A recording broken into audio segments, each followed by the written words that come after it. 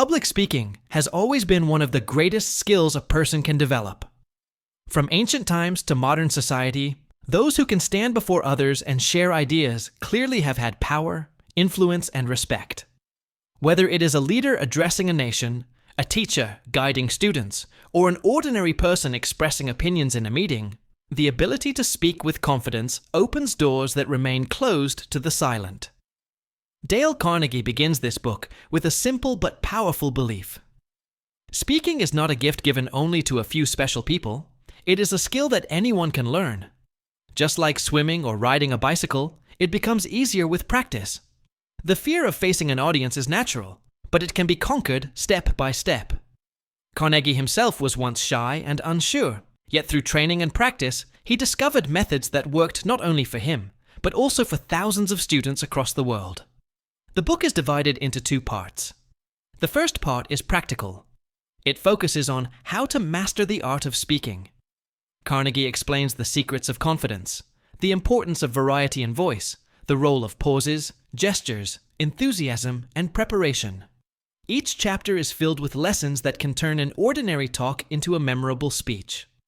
The second part of the book contains examples of speeches by great thinkers, poets, and leaders. These are not only models to study, but also exercises to practice. By reading them aloud, analyzing their rhythm, and delivering them with emotion, the speaker can train their own style and power. The journey through this book is like a training path. It begins with building confidence, then learning voice control, developing personality, and finally preparing and delivering strong speeches. After that, the learner moves into practice, using real speeches to polish skills.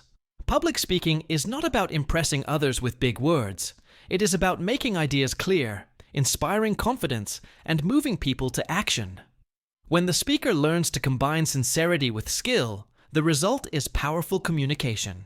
And so, with this foundation laid, we now move into the first part of the book, the art of public speaking. Dale Carnegie does not start with rules or technicalities. He begins with the very foundation of all speaking. If a person does not have courage to face an audience, no amount of technique will help. Confidence is the doorway to every other skill. In these chapters, Carnegie teaches us how to use the voice, how to add variety, how to pause effectively, and how to bring enthusiasm and personality into our words. He explains that speaking is not just about delivering information. It is about delivering it in a way that reaches hearts and minds. This part is practical and step by step. Each lesson builds on the one before. By the end of it, the reader or listener will have the tools to speak with clarity, power, and emotion. But before we explore voice, gesture, or style, we must first face the greatest obstacle that stands before every speaker. That obstacle is fear. This is why Carnegie begins with the most essential subject. Let us now step into the first chapter and discover how to acquire confidence before an audience. Chapter 1. Acquiring confidence before an audience. One of the greatest fears human beings carry is the fear of standing before others and speaking. Many people can talk freely with friends, but when they face a group, their heart beats faster, their hands shake, and their mind becomes blank. Dale Carnegie begins his book here because this is the first barrier to overcome in public speaking. Without confidence, no skill, no technique, and no preparation can be used effectively. Carnegie explains that nervousness is natural. Even great speakers feel some tension before addressing an audience. The difference is that they have learned to control it instead of letting it control them. Fear, he says, is often a sign that the speaker cares about their subject and wants to do well. Therefore, instead of fighting fear, the speaker should channel it into energy. The surest way to build confidence is through practice. Just as no one learns to swim by reading a book, no one learns to speak confidently by only studying theory. The speaker must stand up and speak. Start with small groups. Speak before a mirror. Join a speaking club or a class. With each attempt, fear reduces and courage grows. Carnegie uses the example of children learning to walk. They fall many times, but they do not stop trying. In the same way, a speaker must keep speaking until confidence becomes natural. Preparation also plays a major role in confidence. When a person knows their subject deeply, they do not fear forgetting their lines. Carnegie suggests collecting stories, facts, and examples, and arranging them clearly in the mind. He warns against memorizing every word because it increases pressure. Instead, the speaker should outline the main ideas and then speak freely around them. This method feels natural, keeps the mind active, and gives confidence. Another way to gain confidence is to focus on the audience instead of the self. Nervous speakers usually think, "What if I fail? What if I forget? What if they laugh at me?" This self-centered thinking increases fear. Carnegie advises shifting attention outward. Think about what the audience needs, what will help them, what will inspire them. When the focus moves from self to service, confidence rises because the mind is no longer trapped in fear. Carnegie also emphasizes the importance of beginning strongly. The first few sentences are always the hardest because that is when nervousness is at its peak. He suggests preparing a clear and strong opening line that can be delivered with certainty. Once the first words are spoken and the audience is engaged, nervousness fades and the rest of the speech flows more easily. Most importantly, Carnegie wants us to understand that confidence is not a gift from birth. It is built step by step through small victories, constant practice, and the courage to face mistakes. Each time we stand up and speak, even if imperfectly, we win over fear a little more. Over time, these small victories become permanent confidence. This chapter lays the foundation for all that follows. A speaker who is confident can then learn to avoid monotony, add emphasis, use pitch and pace, and bring personality into their words. Without confidence, these later skills cannot shine. That is why Carnegie begins his teaching here. With confidence as our base, we are ready to move forward. The next challenge in public speaking is to keep the audience interested. And the greatest danger that destroys interest is monotony. In the following chapter, Carnegie warns us about the sin of monotony and shows us how to overcome it. Chapter 2. The Sin of Monotony. Once a speaker has gathered enough confidence to face an audience, the next challenge is keeping that audience interested. Confidence alone is not enough. Many people speak with courage, but fail to hold attention because their delivery is flat and lifeless. This problem, Dale Carnegie calls the sin of monotony. Monotony means sameness. It happens when a speaker uses the same tone, the same pitch, and the same pace from the beginning to the end of a speech. No matter how important the content is, if it is delivered in a monotonous way, the audience quickly loses interest. Carnegie points out that the human ear and mind crave variety. Just as we cannot eat the same food every day without getting tired, listeners cannot hear the same tone without growing restless. A monotonous voice gives the impression of a speaker who is bored, tired, or careless. And if the speaker sounds bored, how can the audience feel excited? On the other hand, variety in voice shows energy, passion, and life. It makes ideas clearer and emotions stronger. A speech filled with vocal changes feels like a living conversation, not like a dull reading. Carnegie explains that monotony is not always caused by lack of talent. It is often a habit. Many people speak in one tone without even noticing it. The first step to improvement is self-awareness. A speaker should record their own voice or practice in front of a mirror. Hearing oneself from the outside makes it easier to recognize monotony.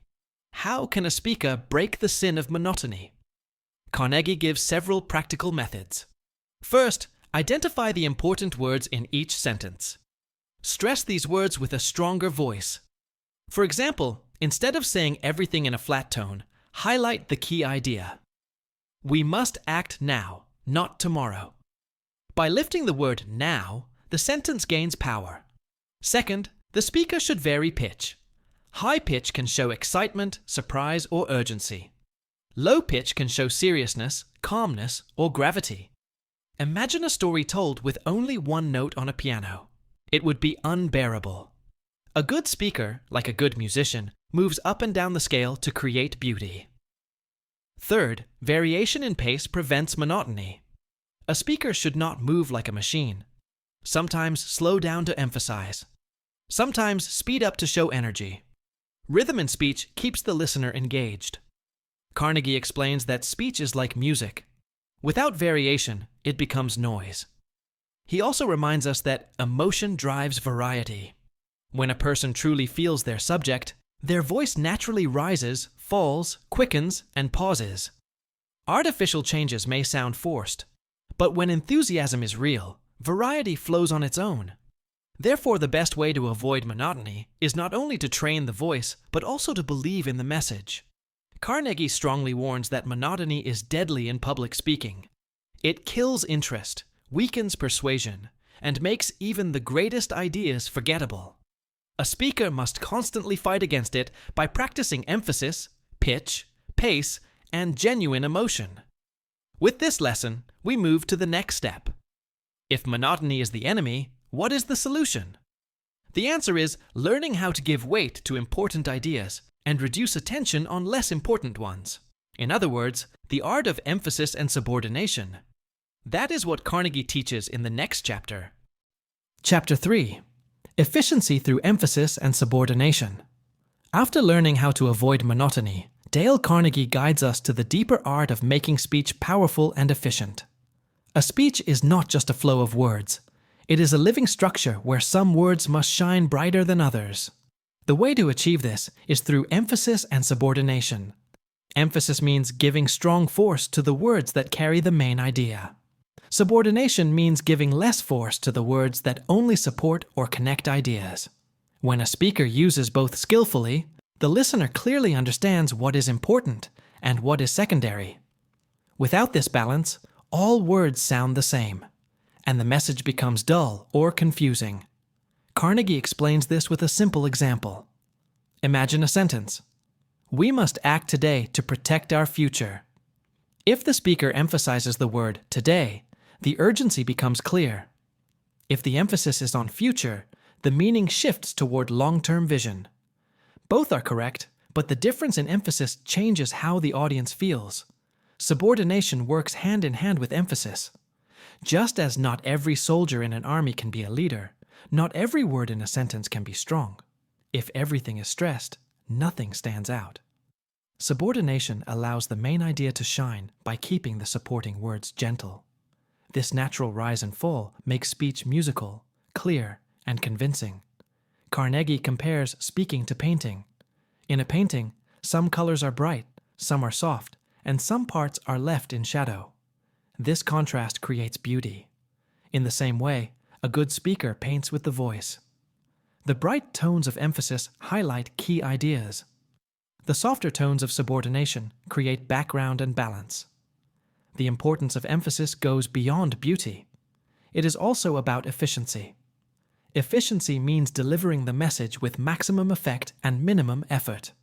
Instead of using many words, the speaker can make a single word powerful with the right emphasis. One well-placed stress can do the work of a long explanation.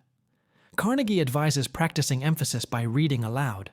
Take a paragraph and try stressing different words to see how the meaning changes. This exercise trains the ear and the voice.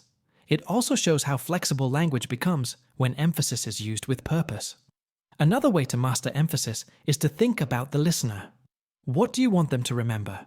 What is the heart of your message? Once that is clear, give those parts of the sentence greater weight. Let the unimportant parts step back. This way, the listener is guided naturally toward the main idea without extra effort. Carnegie also warns against artificial emphasis. Overstressing every second word or using force without meaning makes speech sound unnatural. True emphasis should flow from the speaker's intention and feeling.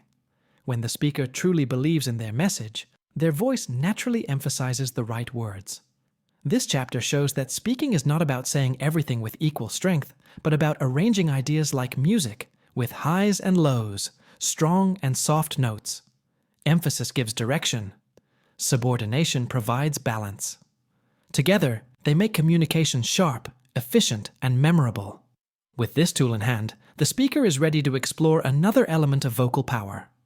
If emphasis and subordination help highlight meaning, then the pitch of the voice adds emotion and variety. In the next chapter, Carnegie explains how changing pitch makes a speech alive and full of color. Chapter 4. Efficiency through change of pitch. In the previous chapter, Dale Carnegie explained how emphasis and subordination give strength and balance to speech. Now he turns to another essential element of vocal expression: pitch. Pitch is the highness or lowness of the voice. Just as in music, a speaker's pitch can rise, fall, or stay steady. And just like music, if the same pitch is repeated again and again, the result is monotony and loss of interest. Carnegie points out that many beginner speakers unconsciously use a single pitch for most of their sentences. This habit makes the speech sound flat, as if it is being read aloud without feeling. On the other hand, when the speaker allows the voice to move naturally up and down, ideas sound alive, emotions are communicated, and the audience feels engaged. Think about how people speak in normal conversation. When telling a story, we naturally raise our pitch when excited and lower it when serious. If someone says, "I cannot believe this happened," the word believe will often be spoken in a higher pitch to express surprise. In ordinary life, pitch changes without effort. But when people stand before an audience, nervousness often freezes their natural expression, and they slip into a dull, single pitch. Carnegie teaches that pitch is one of the most powerful tools for expressing emotions. A high pitch can communicate joy, excitement, or urgency. A low pitch can communicate sadness, seriousness, or authority. By carefully adjusting pitch, a speaker can paint emotions in the minds of listeners. Without such variation, even the most powerful ideas lose their life. He also warns against overusing high pitch. A voice that is constantly shrill or loud becomes unpleasant and tiring to hear. The art lies in balance. Rise in pitch for moments of passion or surprise, and then return to a calm, lower pitch to bring stability. This movement creates a natural wave that keeps attention fresh. Carnegie suggests practical exercises to develop control over pitch. One method is to read dramatic passages from literature, consciously raising and lowering the pitch to match the emotion. Another is to practice speaking a single sentence in several ways, shifting pitch to change the feeling. For example, the sentence "we must act now" can be spoken in a high pitch to show urgency, or in a low pitch to show calm determination. The secret, however, is not to make pitch changes artificial. They should come from genuine feeling. If a speaker truly believes in what they are saying, the voice will naturally rise and fall with emotion. Forced pitch changes sound theatrical and can even make the audience uncomfortable. The goal is to bring natural variety, not to perform like an actor without sincerity. Carnegie reminds us again that speech is similar to music. Music moves us because of its variation in notes. A song with only one note would be unbearable. In the same way, a speech delivered without pitch variation becomes lifeless. A good speaker, like a good musician, learns how to move across the range of their voice with purpose and feeling. By mastering pitch, the speaker adds efficiency. Messages are delivered not just through words, but also through the music of the voice. The audience not only understands, but also feels the meaning. That is the true power of communication. Now that we have learned how pitch adds color to speech, we must also understand how pace, or the speed of speaking, adds rhythm and energy. A voice that never changes pace is as tiring as one that never changes pitch. In the next chapter, Carnegie takes us into the art of efficiency through change of pace. Chapter 5. Efficiency through change of pace. In the last chapter, Dale Carnegie showed us how pitch, the rise and fall of the voice, brings emotion and variety to speech. Now he turns to another equally important factor: pace. Pace means the speed at which we speak. Just as in music, tempo matters. A song played too fast may sound rushed and lose its beauty. A song played too slow may drag and bore the listener. The same is true in speaking. Carnegie explains that many speakers fall into the trap of keeping the same pace throughout a speech. This sameness quickly tires the audience. A steady, machine-like pace makes words feel mechanical instead of meaningful. To capture attention and guide emotions, the speaker must learn to change pace according to the thought being expressed. A quick pace adds energy, excitement, and urgency. It can make listeners feel the pressure of time or the thrill of action. For example, when describing a fast-moving event, speaking quickly brings the audience into the speed of the moment. On the other hand, a slow pace adds weight, seriousness, and dignity. It gives the audience time to reflect on deep or important ideas. When a speaker slows down before delivering a key sentence, the words land with far greater power. Carnegie reminds us that pace is not only about speed, but also about rhythm. Just as a heartbeat alternates between beats and rests, a good speech alternates between fast and slow, long sentences and short ones, quick bursts and thoughtful pauses. This variety prevents fatigue and keeps the audience engaged. He also points out that pace can control mood. A steady, unbroken fast pace may create excitement, but also nervousness. A steady, unbroken slow pace may create seriousness, but also dullness. True mastery lies in combining both. Move quickly when narrating action or creating urgency, then slow down when explaining meaning or emphasizing a key point. This balance makes the speech both lively and profound. Carnegie suggests practical exercises to develop pace control. One is to read stories aloud, shifting speed according to the action. For fast scenes, increase the tempo. For reflective parts, slow down. Another exercise is to practice delivering the same short speech in different tempos to feel how meaning changes. Through practice, the speaker becomes more flexible and expressive. Another important point is the natural link between emotion and pace. When we are excited in real life, our words come quickly. When we are sad or thoughtful, our words slow down. A good speaker uses this natural connection to add truth to their speech. Artificially speeding or slowing without emotion feels false. But when pace follows real feeling, it becomes powerful and convincing. Carnegie also warns against one common mistake. Many beginners, nervous before an audience, rush through their speech at a constant high speed. They think speaking faster will end the ordeal sooner. But this destroys clarity and makes the audience lose interest. The solution is to consciously slow down, especially at important points, and trust that silence and calmness are signs of control, not weakness. By learning to change pace wisely, the speaker gains efficiency.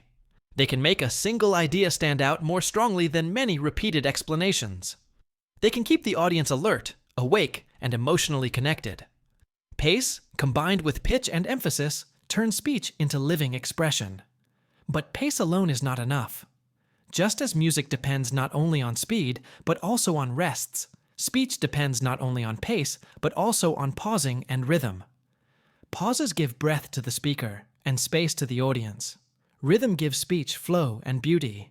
In the next chapter, Carnegie reveals the secret power of pausing and rhythm in communication. Chapter 6: Pausing and Rhythm. In the previous chapter, Dale Carnegie explained how changing pace gives variety and energy to speech.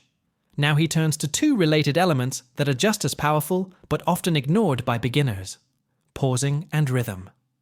These two tools may appear simple, but when used correctly, they can transform a speech from ordinary to unforgettable. Carnegie begins by reminding us that silence is not emptiness. In speaking, a pause is often more powerful than a stream of words. A pause can give the audience time to think. It can prepare them for an important point. It can even create suspense, making listeners lean forward in expectation. Just as punctuation marks in writing guide the reader, pauses in speaking guide the listener. Many inexperienced speakers fear silence. They rush through their speech without stopping, afraid that a pause will make them look uncertain. But Carnegie argues the opposite. A well-timed pause is a mark of confidence. It shows that the speaker is in control, not hurried, and not afraid of giving weight to their words. Pauses also have a psychological effect. When a speaker suddenly stops after a strong statement, the silence makes the audience repeat the words in their own minds. For example, if a speaker says, "We stand today on the edge of history," and then pauses, the audience feels the weight of the thought more deeply than if the words were rushed into the next sentence. Carnegie suggests practicing pauses consciously. Read aloud and insert short silences after key phrases. Try pausing just before delivering a strong line to build suspense, and pause after it to let the meaning sink in. With practice, pauses become natural and powerful. Connected to pausing is the idea of rhythm. Every good speech has a natural flow, a rise and fall, a beat that carries the listener forward. Rhythm prevents the speech from sounding mechanical. It is what makes some speakers pleasant to listen to, even if they speak for a long time. Carnegie explains that rhythm is created by the combination of pitch, pace, emphasis, and pauses. When all these are balanced, the speech develops a musical quality. The audience does not consciously think about rhythm, but they feel it. A broken, jerky rhythm makes listening difficult. A smooth, varied rhythm makes listening enjoyable. He gives the example of great orators whose words seem to march like music. Their speeches flow like waves, with pauses serving as rests, and the rhythm guiding the listener's emotions. Without rhythm, even good ideas sound heavy. With rhythm, even simple words can sound powerful. Another benefit of rhythm is that it helps the speaker remember their speech. Just as poetry is easier to recall than plain prose because of rhythm, a rhythmic flow of ideas is easier to deliver without forgetting. Rhythm acts like a natural guide to the memory. Carnegie also warns against overusing rhythm in a way that becomes sing-song or artificial. Too much regularity makes speech predictable. The key is balance, variety within rhythm, pauses that feel natural, and a flow that keeps attention without sounding forced. To master pausing and rhythm, he advises speakers to practice reading poetry, drama, or famous speeches aloud. These works often have strong rhythm and natural pauses. By feeling their flow, a speaker can train their own delivery to be more musical and effective. With pauses and rhythm added to the speaker's toolbox, speech becomes not only clear, but also beautiful. The audience is given space to absorb, feel, and respond. Pauses create impact. Rhythm creates pleasure. Together, they make communication memorable. Now that Carnegie has shown us how to master voice, pitch, pace, and rhythm, he moves to another deeper quality of speaking, the presence of the speaker's personality. In the next chapter, we will see how personality in speaking can turn words into living power. Chapter 7. Personality in Speaking. After learning about confidence, pitch, pace, pauses, and rhythm, Dale Carnegie now introduces something even more important: personality. All the techniques in the world cannot make a speaker truly great if personality is missing. Personality is what gives life, warmth, and individuality to speech. It is the unique flavor that makes one speaker unforgettable, while another, though skillful, is quickly forgotten. Carnegie begins by explaining that personality in speaking does not mean acting, pretending, or putting on a show. It means letting your real self come forward with sincerity. The audience wants to feel that the speaker is genuine. They want to hear a human being, not a machine. When personality shines through, listeners trust the speaker and connect with the message on a deeper level. He points out that every person already has a personality. It is not something to be manufactured. Instead, the goal is to allow it to express itself naturally. Fear, imitation, or rigid technique often hide personality. For example, if a speaker tries to copy the style of a famous orator, the speech may sound smooth, but it will not be authentic. The audience may admire the technique, but they will not feel the true presence of the speaker. Carnegie stresses the role of sincerity. If a speaker truly believes in what they are saying, that belief itself adds power. Words filled with conviction carry more force than polished sentences spoken without feeling. The listener can sense honesty, and that honesty becomes the core of personality in speaking. Another element of personality is human warmth. A good speaker does not merely talk at the audience. They talk to them as one friend to another. They show interest in the audience, care for their response, and speak with a sense of respect. This warmth creates a bond that no technique alone can create. Carnegie gives examples of famous leaders and speakers who were not technically perfect but had enormous influence because of their personality. Their gestures may have been awkward, their voices untrained, but the force of their individuality, sincerity, and belief made their words powerful. Audiences forgive small mistakes when they feel the speaker's heart. He also emphasizes that personality is not about charm alone. It is also about character. If a speaker's life does not match their words, the audience will sense the gap and lose trust. A person of strong character, speaking with conviction, naturally commands respect. Carnegie suggests exercises to bring out personality. One is to speak about subjects that truly matter to you. Another is to use personal stories and experiences. When you share something from your own life, your personality naturally enters the speech. The listener feels closer to you, and your words become real instead of abstract. He also warns against suppressing individuality. Some speakers try to polish away their unique mannerisms, but in doing so, they lose the very qualities that make them memorable. Instead of erasing individuality, a speaker should refine it, shaping their natural style into something strong and expressive. The heart of this chapter is simple. A speaker's personality is their greatest asset. Voice, rhythm, and gestures may support, but personality is the soul of the speech. It creates trust, connection, and inspiration. Without it, even perfect delivery falls flat. With it, even plain words can move nations. Now that Carnegie has shown the power of personality, he turns to a closely related tool, the voice. The voice is the physical instrument through which personality is expressed.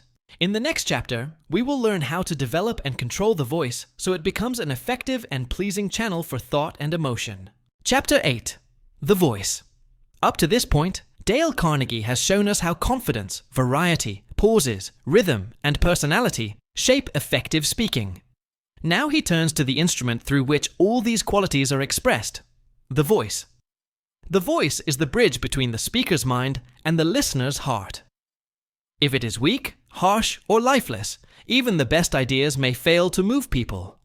But when the voice is trained, strong, and expressive, it becomes a powerful tool of persuasion. Carnegie begins by reminding us that the voice is a natural instrument. Just as a musician learns to play the violin or piano with skill, a speaker must learn to use the voice with care and control. Most people take their voice for granted, yet it is capable of far more variety, richness, and strength than they realize. The first quality of a good voice is strength. A weak or thin voice cannot hold attention in a large room. Strength does not mean shouting. It means speaking from the chest and diaphragm, using the body's natural power. Carnegie suggests breathing exercises, such as inhaling deeply, and speaking while letting the breath flow steadily, to build vocal strength. The second quality is melody. A flat, monotonous voice quickly becomes dull. The human voice is naturally musical, capable of rising and falling in pitch. A speaker who learns to use this melody can make even simple sentences sound alive. This ties back to earlier lessons on pitch and rhythm. Another important feature is clearness. The voice must carry the words distinctly so the audience does not struggle to understand. Carnegie advises practicing pronunciation carefully and speaking at a pace that allows clarity without dragging. Poor articulation weakens authority, while clear speech makes the speaker sound confident and trustworthy. Carnegie also highlights flexibility. The voice should be able to adapt to different emotions and situations. At times, it may be firm and commanding. At other times, gentle and persuasive. A flexible voice can mirror the mood of the message, whether it is joy, sorrow, anger, or hope. Without flexibility, a speech sounds mechanical and lifeless. He warns against abuse of the voice. Shouting, straining, or speaking without proper breath support can damage it. Just as an athlete trains the body, a speaker must train the voice with care. Warm-ups, rest, and proper breathing habits keep the voice healthy. Carnegie suggests regular practice by reading aloud, recording oneself, and paying attention to tone, variety, and clarity. He encourages speakers to experiment with different ways of saying the same sentence to discover the emotional range of their voice. This practice builds confidence and control. He also points out that the voice is not only a technical tool, but also an expression of character and feeling. A kind heart often produces a warm voice. Strong conviction creates a firm tone.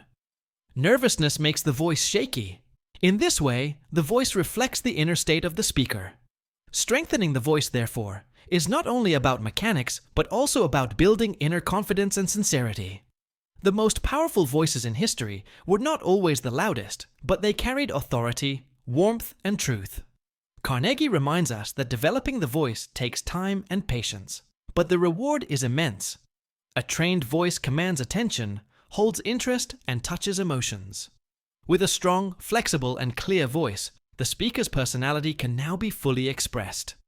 But to make words truly alive, there is still another vital ingredient: enthusiasm.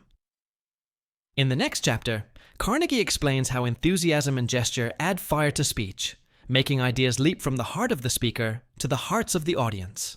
Chapter 9: Enthusiasm and Gesture. In the last chapter, Dale Carnegie showed us how the voice can be strengthened and trained to become an instrument of power. Now he adds another essential element that breathes life into speech: enthusiasm. Without enthusiasm, even a strong voice and careful preparation will fall flat. With enthusiasm, the same words can burn with energy, touch emotions, and inspire action. Carnegie begins by saying that enthusiasm is not something we can fake for long. Audiences are quick to sense whether a speaker truly feels what they are saying. Real enthusiasm comes from genuine belief and interest in the subject.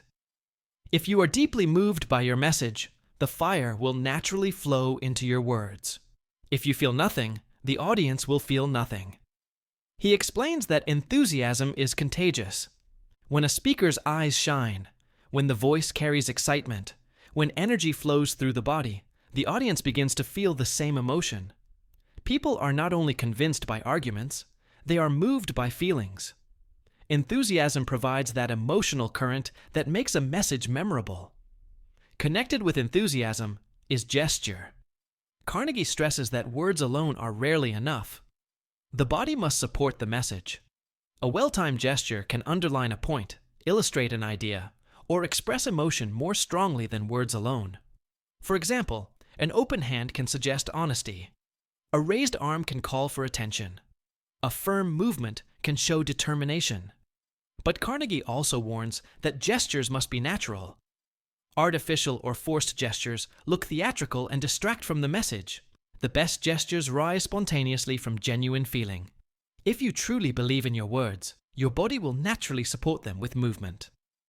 He suggests that speakers practice by speaking with full energy, allowing the body to move freely. Over time, the awkwardness disappears, and gestures become smooth and natural.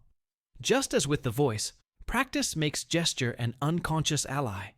Carnegie emphasizes that enthusiasm and gesture are not ornaments added after the speech is written. They are part of the speech itself. Enthusiasm gives it fire. Gesture gives it form. Together, they make communication more human and alive.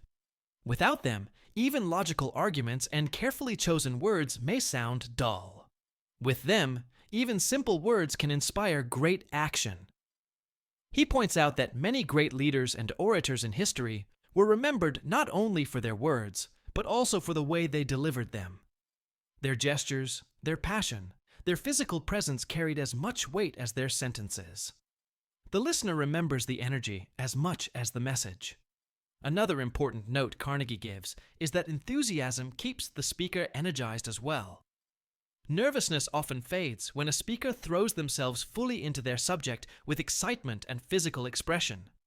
Instead of focusing on fear, the mind and body focus on the message, and the audience responds positively. The practical lesson here is simple. Speak with belief. Let your face, your voice, your hands, and your whole body join in expressing the idea. Do not be afraid of showing emotion. Do not hide behind stiffness or formality. The audience does not want a lifeless performance. They want a living human presence. Enthusiasm and gesture, when guided by sincerity, make a speech unforgettable. They turn dry information into living truth. They give color, movement, and heat to communication. Now that Carnegie has shown us how enthusiasm and gesture strengthen delivery, he turns in the next chapter to the final step in this part of the book: preparation. For no matter how confident, enthusiastic, or expressive a speaker may be, without careful preparation, the message can lose focus. In Chapter 10, we will learn how to prepare a speech so that it is clear, organized, and ready to move an audience.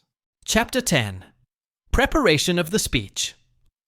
Dale Carnegie ends part 1 with one of the most important lessons of all: preparation. Confidence, voice, enthusiasm, and gesture are all powerful tools. But without careful preparation, a speech can easily become unclear, disorganized, or forgettable.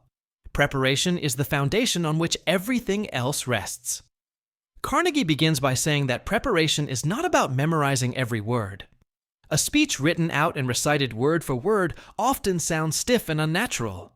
Instead, preparation means knowing your subject so well and organizing your thoughts so clearly that you can speak with freedom and confidence. The first step in preparation is understanding the subject deeply. A speaker should gather facts, stories, and examples that support the main idea. Reading widely, observing carefully, and drawing from personal experiences all help build a rich base of material. When the speaker truly knows their subject, nervousness fades and confidence grows. The second step is selecting and arranging the material. Not everything learned should be used. Carnegie stresses the importance of choosing only what directly supports the purpose of the speech. Then, arrange these points in a clear order. A good speech has a beginning that attracts attention, a middle that develops the idea, and an ending that leaves a strong impression. He also highlights the importance of knowing the audience. A speech must be prepared with listeners in mind. What do they already know? What do they care about? What examples will touch them most? Preparation should always consider the needs, interests, and background of the audience.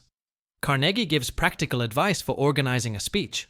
Start with a clear central thought, one main idea that you want the audience to remember. Build around that idea with supporting points, evidence, and illustrations. Avoid wandering or including too many unrelated ideas. Simplicity and focus are the marks of strong preparation. Another part of preparation is practice. Carnegie suggests speaking the material aloud many times before the actual event. Each time, the words will come more easily, and weak spots will become clear. This practice also makes the delivery more natural. The speaker does not sound like they are reading, but like they are having a conversation. He also warns against over-preparation in the wrong way. Some speakers try to memorize every gesture, every pause, every word. This kills spontaneity. The better way is to know the structure so well that you can trust yourself to speak freely within it. Then, enthusiasm and personality can shine without fear of losing track. Carnegie emphasizes that preparation is not only about arranging material, but also about preparing oneself. A speaker should rest well, breathe deeply, and enter the stage with calmness. Mental preparation, believing in your message and focusing on helping the audience, is as important as arranging words. By ending part 1 with preparation, Carnegie makes the lesson complete. He has shown us how to face fear, how to use the voice, how to add variety, pauses, rhythm, personality, and enthusiasm. Now he reminds us that all these must be guided by careful thought and planning. Without preparation, the other skills float in the air. With preparation, they come together into a powerful whole. This closes the first part of the book, the art and technique of public speaking. But Carnegie knows that practice is as important as theory.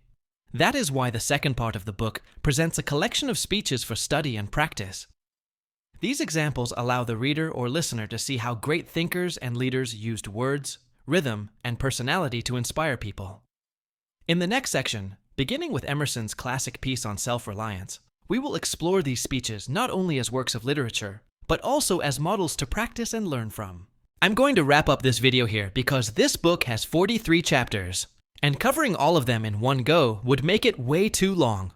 Don't worry though, the next part will be uploaded next week, so stay tuned. If you found this video helpful or interesting, make sure to subscribe, and if you haven't hit the like button yet, now's the perfect time. It's free for you, but it really helps the channel grow. Thanks for watching, and I'll see you soon.